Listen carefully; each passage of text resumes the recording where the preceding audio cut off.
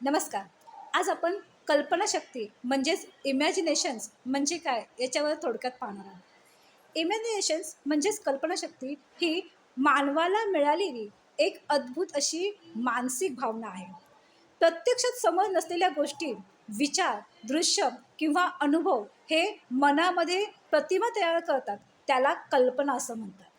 ज्या गोष्टी आपण डोळ्याने पाहू शकत नाही किंवा त्यांचे विचार हे मनामध्ये कळतं, तसंच भूतकाळातील अनुभव, आठवणी, ज्ञान याचा वापर करून आपण नवीन कल्पना तयार करतो आणि हे सगळं काम मनातल्या मनात होत असतं. कल्पनाशक्तीचे तसे एकूण 3 प्रकार आहेत. एक म्हणजे सक्रिय कल्पना, दुसरी निष्क्रिय कल्पना आणि तिसरी सृजनात्मक कल्पना.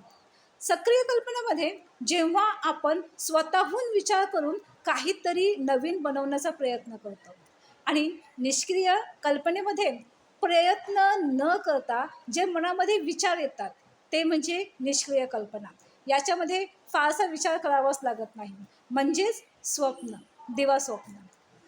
तिसरं आहे सृजनात्मक कल्पना. सृजनात्मक कल्पनेमध्ये नवनवीन शोध, कला आणि साहित्य यांची निर्मिती होत असते.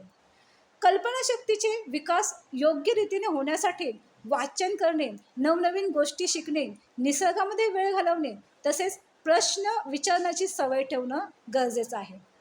ज्ञान आपल्याला सद्यस्थितीची माहिती करून देते, तर कल्पनाशक्ती ही भविष्यातील शक्यतांची दरवाजे उघडत असते आणि मानवी प्रगतीचा पायाच मुळात हा कल्पनाशक्तीवर अवलंबून असतो. धन्यवाद.